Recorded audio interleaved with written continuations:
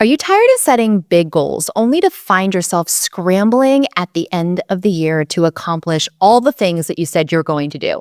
What if you could make real progress in just 90 days, specifically the last 90 days of the year? In this episode, I'm sharing why quarterly planning is key to making real progress in your business, and I'm even giving you a peek behind the scenes of my quarterly planning process, everything that you need to do to prepare for the final quarter of 2024. Hey there, friend, and welcome back to the Power and Purpose podcast. It's me, your host, Candice, and I have a special episode for you today.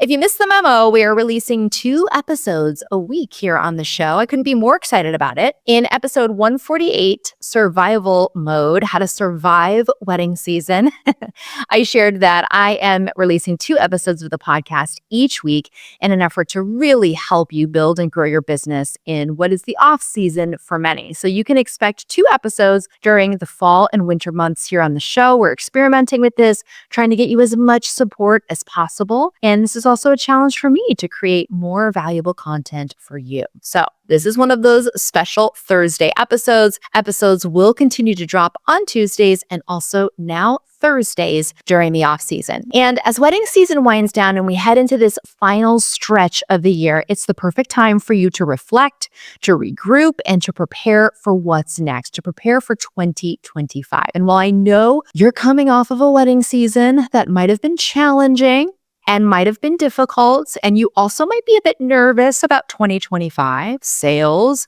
the volume of weddings you have. And typically this time of year, it's also tempting to take your foot off the gas, take a break, take a sabbatical. And I hear you on that, and you deserve that. I don't want you to do that until you've mapped out a strategy for the quarter, because now is the best time for you to actually focus on your next move.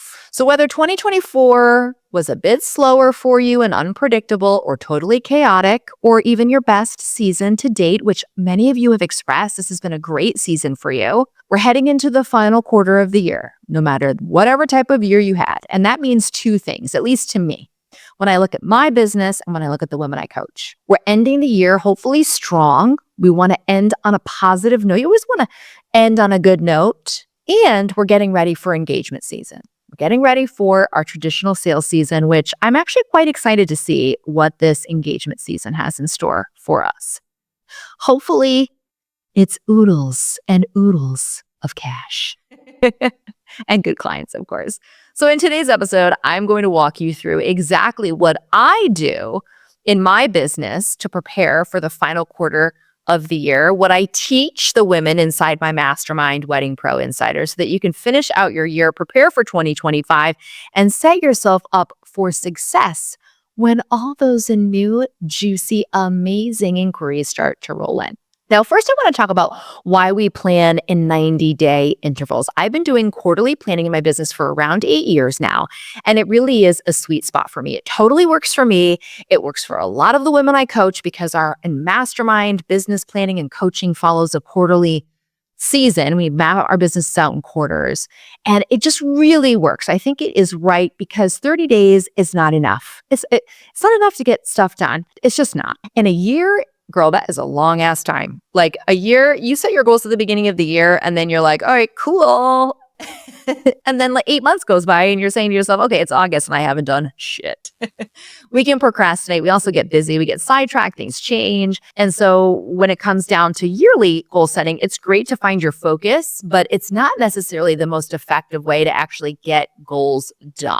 Now, with that said, you may have heard that all of this before. And so here are some other things I want you to consider when we talk about 90-day goal setting. In the wedding industry, we really have cycles.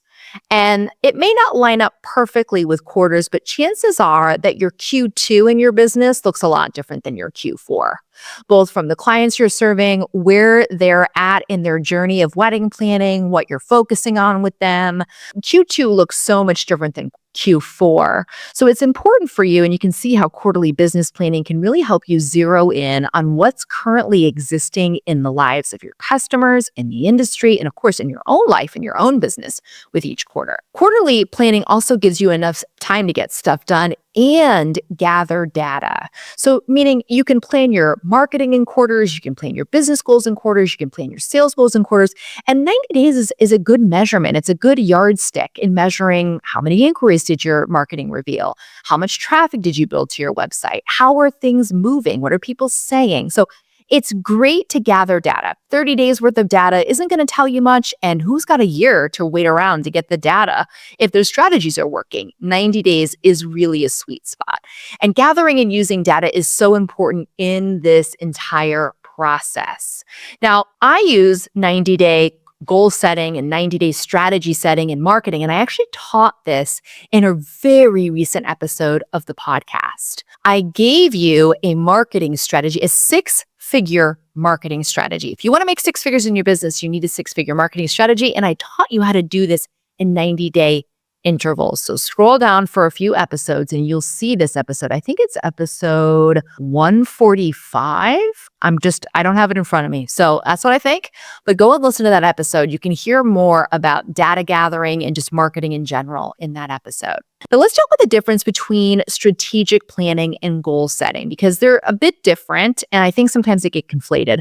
Goals really can help motivate us and hold us accountable to taking action in our business, which is really the only way your business is going to grow. You need some accountability. I mean, who are you accountable to besides yourself and your goals? So goals really help us to maintain accountability and to take action. The idea here is that a 90-day plan will help you take strategic action on those big goals that you have. So you're not just saying, I want to make $1 million. You're also thinking, how the fuck am I going to do that? What's the strategy behind that actual goal? It's so important that I even talk to the women inside my mastermind, WPI, almost daily and even multiple times per day about this. And I still go through this process with them every single quarter and have them fill out a form so they can have this planning on paper. We set 90-day strategic goals every quarter in their business so that they can have accountability just for themselves. And then also as their coach, I can make sure that we're making progress. Now, even if you think you're ambitious and you don't need help sticking to your plans, I promise you that this strategy is a game changer and it's only going to satiate that ambitious side of your character. You're going to love this. So now let me begin to walk you through your Q4 strategic process for growing your business and the things that you need to be focused on this quarter, okay? Let me know if you'd like to see even an episode on each of these different sort of buckets I want you to focus on. The first is you need to do a wedding season debrief. And this isn't an every quarter thing. You can't do this every quarter. This is a Q4 thing. It's something that needs to happen in Q4.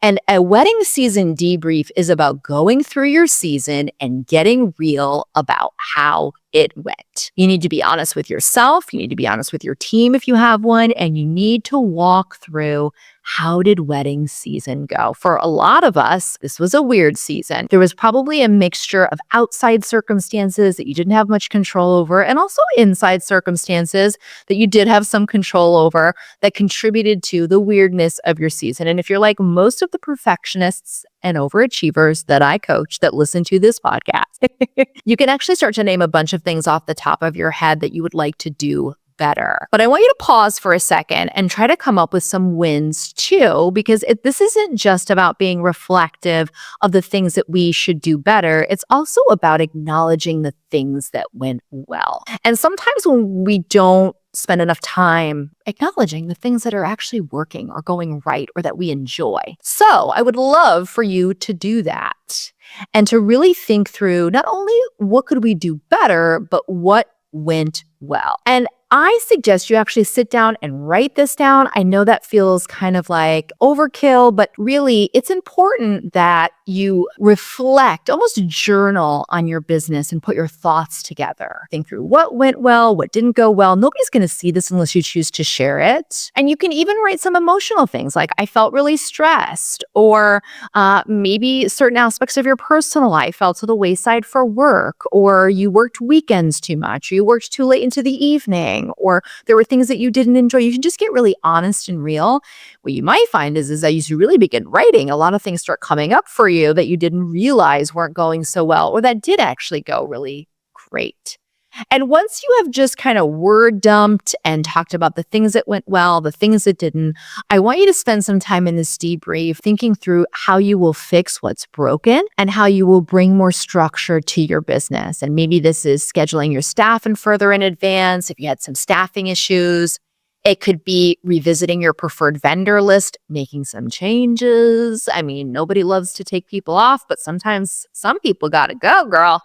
They're making your life harder. It may be time to reevaluate. You may want to redo how you're onboarding your clients or even setting some better boundaries with them, creating more detailed questionnaires. A lot of things are going to come up for you. And this is going to reveal even a path forward of how you can spend some time revamping things in Q4 in your business, also in Q1, in Q2, where we tend to do a lot of business development work. I also want you to think about your intentions for Q4 while you're doing this and your intentions for really your next wedding season. How do you want your next wedding season to be? How do you want it to feel? And what do you want your clients to experience next year in 2025 as they work with you and, are off to get married and have this amazing experience? What do you want it to feel like for them? What do you want it to feel like for you? So a wedding season debrief is going to be so critical in your business. We walk through this every single year inside WPI. And so much comes up for the women inside this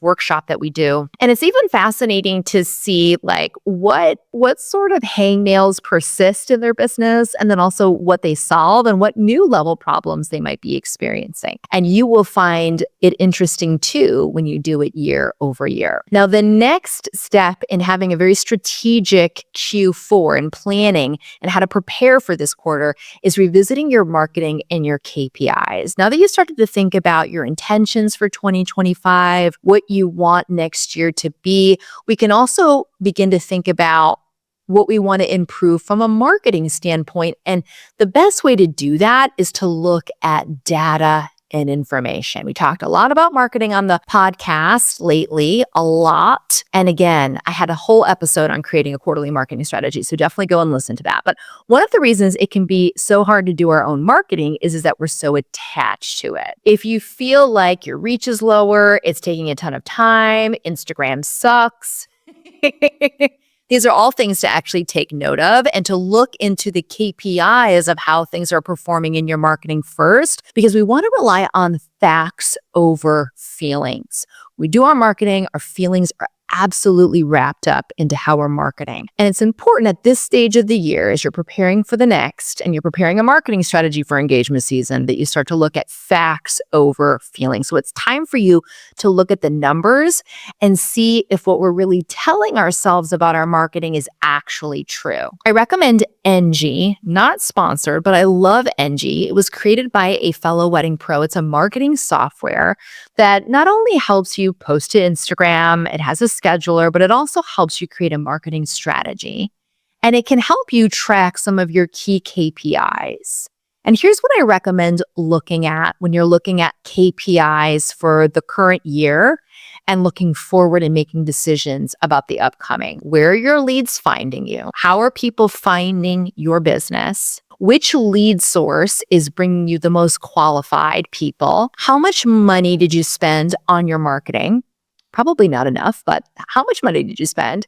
How much time did you spend on your marketing? And what isn't included here is the time procrastinating on it. So just take that out. This is actually implementing your strategy. And how consistent were you? Notice that we didn't say how many likes did your post get?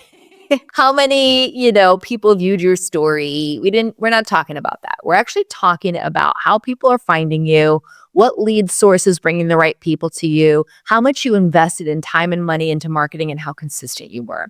Now in WPA, we actually have this massive spreadsheet where we can track a lot of these things monthly. And these are all things that are focused on helping you grow your business. As a small business owner, you want to track fewer things and keep them focused on the goals and objectives that you have. So these are some of the things that I'd love for you to dig into and do a KPI overall marketing strategy review.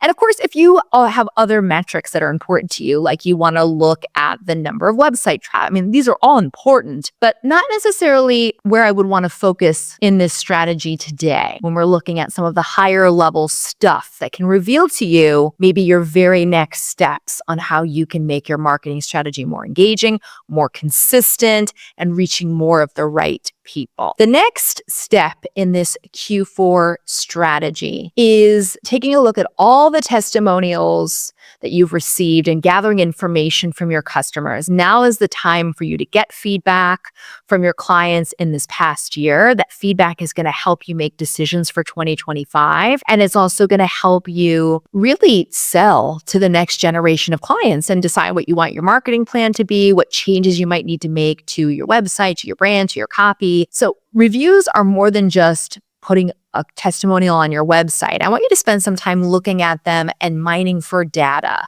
What were people thinking about before they hired you? Take a look at their inquiries. What led them to you? What did they say? You can actually create a document. It's called Voice of Customer, and you can do this every single year. And you can begin to pull in things like inquiries, testimonials, little bits maybe that you got from a thank you card from a client or in a conversation, notes you took. And I want you to focus all of this information in one document and spread it out or organize it into these categories. What were people thinking about before they hired you? What was their initial impression? What were they worried about? And what was the biggest value you presented in their eyes? And all of this can be found in your inquiries and in your testimonials. All of this information can be found either like overtly, they're either saying like, I valued working with Candice so much because, or before I hired Candice, I was so stressed out with, or covertly. You can read between the lines and kind of tell through their testimonial or their inquiry what they valued most about your services and what drew them to you in the first place. You can gather so much information from just reading testimonials. And if you don't have a lot of testimonials right now, you can look at the testimonials of your competition and see what people are saying about them. And that can give you an inside look at what you should be focused on improving, especially with the client experience in your own business to attract those types of clients. There's so much we could talk about in testimonials, but I got to keep this episode short and sweet. Let me know if we should do a full episode on data mining. But testimonials and info gathering, your voice of customer is going to help you make better decisions. You're going to start to see patterns and trends emerge. And this is going to help you make incredible decisions about your marketing. The fourth thing I want you to focus on this quarter is revisit your sales, your revenue, and your cash flow goals. Maybe you haven't even set these yet. Maybe you're like, I don't even know what the hell you're talking about. We definitely need to be setting sales goals, revenue goals, and cash flow goals in your business. When I said setting goals for Q4 and Q4 planning, your mind probably went to like all these things you aspire to do, your vision board. You probably didn't necessarily think about your cash flow goal for the year. But Q4 tends to be the season where more wedding pros are setting themselves up to make more money. Q4 is where Q1 sales are really made. And so in order for you to increase your chances of having a successful sales season, because there are extenuating circumstances in the marketplace that are just fucking with your shit. And I get it, okay? Economy, election year, all this crazy stuff. You need to set some goals. So here's what I want you to look at. These are the numbers that are important to you. What are your sales year to date? How much have you sold? And sales are the total value of goods sold at the time of the sale, not the amount of money you collected. It's the total value of goods sold. So if you sold a $10,000 photography package, that's a $10,000 sale at the time the contract was signed, regardless of how much cash you collected. Okay. Next, I want you to look at how much revenue you generated. When all's said and done, how much revenue has your business brought in this year? And what does your cash flow look like for the rest of the year? How much money is due to you? Then you can start to get even more kind of crazy. And you can look at what were my sales in Q4 of 2023. Oftentimes we compare month over month, and that is perfectly fine, but I like to compare quarter over quarter too, because a good indication of future behavior is past. So if you can take a look at what happened last year in Q4, that could be a good indication of what you should expect this quarter. And it can even give you like a goal to set. You can say, well, I want to, at the very least, hit my revenue 2023 Q4 sales. I want the right cash flow. I want all of these things to line up and maybe do 10% better, 5% better, 50% better, depending on what your goals are. Now, all of these numbers are important, but there's also a number that's equally important, and it's your expenses. How much have you spent this year? How are we doing on expenses? Are you a cash eating machine? Are you just blowing money?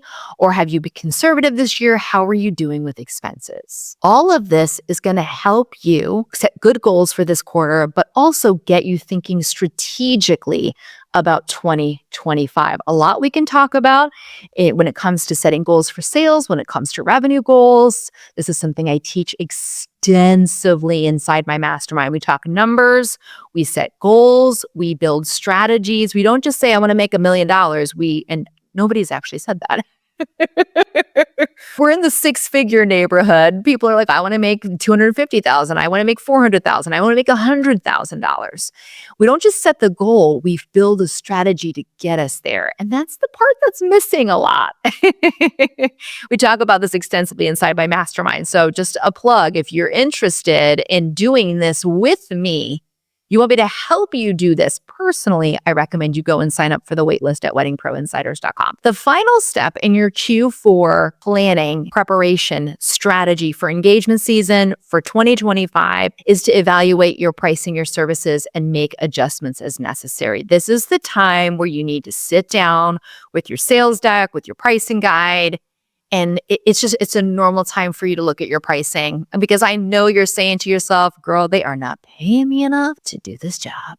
And they're not. If you feel that way, it's likely true. It's normal to go over your pricing annually and maybe even more than once a year, depending on where you're at in your business. This is the time where you see a lot of book now to secure this year's pricing.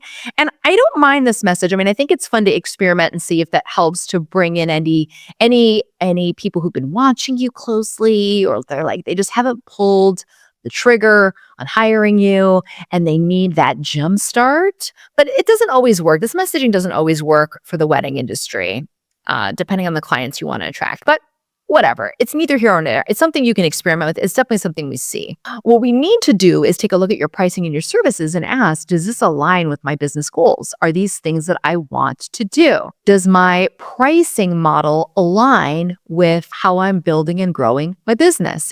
For instance, if you're a wedding planner, maybe it's time for you to switch to percentage pricing, or maybe it's time for you to rethink your pricing model. You can also remove some services that are just not working for you. Bump them over to a la carte or get rid of them completely. These are energy vampire services. They don't help the client. They don't help you. They might be things you hate doing. They might be something that, quite frankly, clients should pay for if they want it. Not all clients want it. Not all clients need it. Maybe it's a service people are like, could you remove this from your package? And so you're like, all right. Removing it, lessening the price. This is a good time to just do a lot of housekeeping with your services.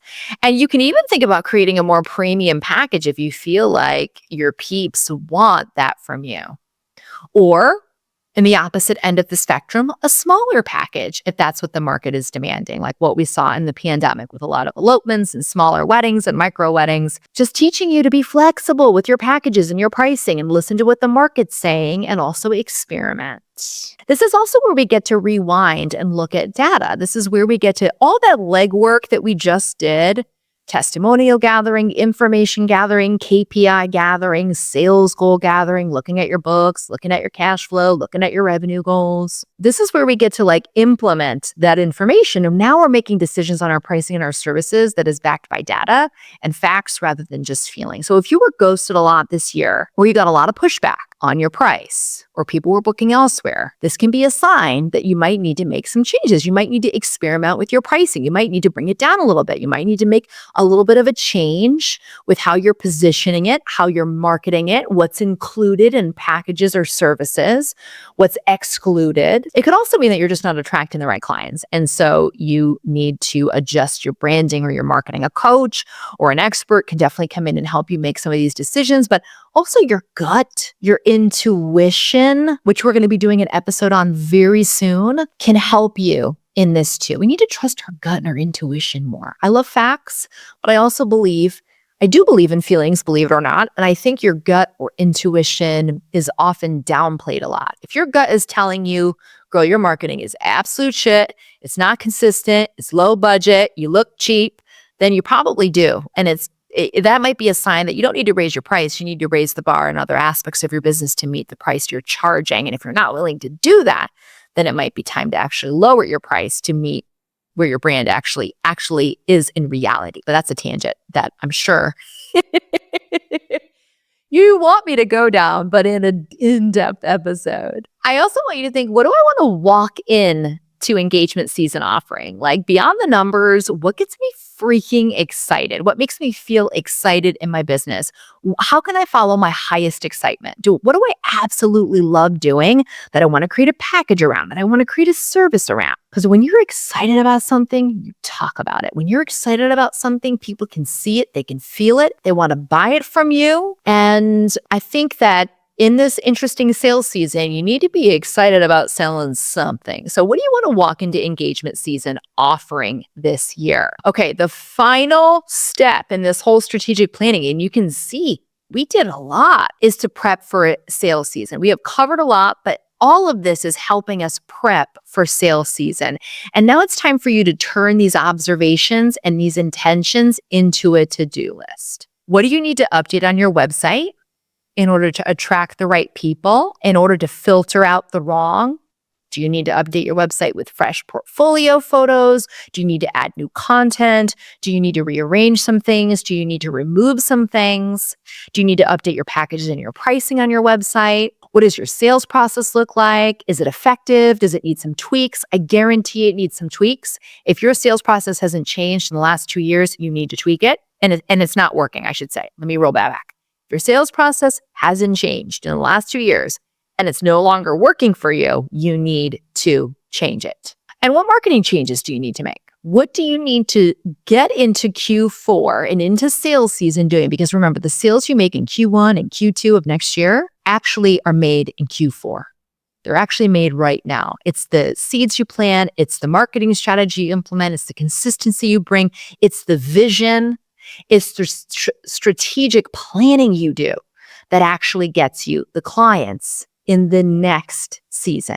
I also want you to be a little careful here about giving yourself long and unattainable to-do lists. That's going to have you discouraged by tomorrow. So as much as I love a big list, I don't love when we overwhelm ourselves. So as you grow your business in this quarter, I want you to ask yourself, how can I make this easier?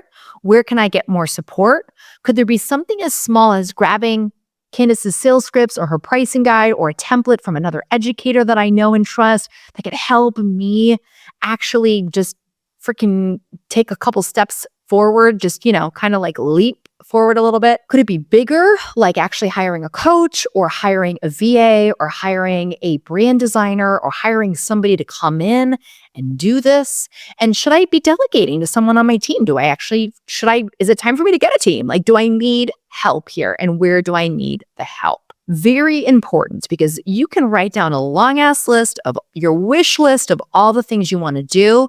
But when it comes time to doing it, it's another story. And so I personally always start with, how can I make this easier on myself? What am I overcomplicating? And how can I get help? Who can I hire?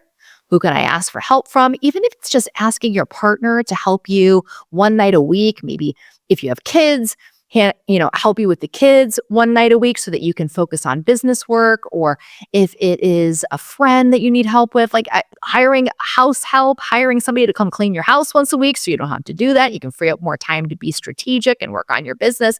Ask for help. There's nothing wrong with it. And in fact, working with someone who's been where you want to go, or asking for somebody to come in and help you do something that they can help you do in your business or in your life, helps to free up time. And time is a precious resource. Now, as we wrap up today's episode, I hope you're really feeling inspired and ready to take action during these final months. I want us to recap really quickly, okay? We're talking about strategic goal setting and planning for this quarter that's going to set you up for success this quarter and next year. First things first, wedding season debrief. You need to debrief your wedding season. Second, you need to review your marketing KPIs and any KPIs in your business that are important to you. Look at the data, and that will help you make better decisions. I want you to gather testimonials, inquiries that came in, all of ideal clients. Review them, create a voice of customer. What are the parallels? What are the common threads? What are people saying about you? Don't have a lot of testimonials right now? That's not uncommon. It's getting hard to ask people to leave you reviews. It's so annoying. Look at your competition. What are they saying about your competition? I want you to revisit your sales, your revenue, and your cash flow goals. If you didn't have any goals, go and look at the numbers. How did you do? How much did you make in sales? What's your cash flow look like? What's your revenue look like for this year? How are you doing financially? Evaluate your pricing and your services, make adjustments where necessary, and don't forget to ask yourself, what do I want to walk into wedding season offering? Engagement season. What do I want people to buy? What am I fired up about? And make sure you do all of this in prep for sales season. Make adjustments to your marketing, to your website, to your online presence, to your team. And don't forget to ask yourself, how can I make this easier? And where can I get support? I know you've probably heard this 100 times before, but it's really true. The work you put in now is going to set the stage for 2025. And while we talk about setting the stage for 2025, if you're looking for more support, I've mentioned this a few times, and I mention it almost every episode because I want you to know there is an option available for you. I would love for you to check out my mastermind, Wedding Pro Insiders. It's for women in the wedding industry. It's my high-touch group coaching program. And inside of it, you get personalized advice, accountability, and access to a community of women who are like-minded, but all very different, growing different businesses, and it is a game changer. Go to weddingproinsiders.com to learn more. Make sure you get on the wait list. And when a spot becomes available, I will let you know. All right, friends, thank you so much for listening to this bonus episode of the Power and Purpose podcast. I will see you here on Tuesdays and Thursdays. I want to remind you there is so much power in your purpose. I am rooting for you in this quarter and next year. I'll see you next time.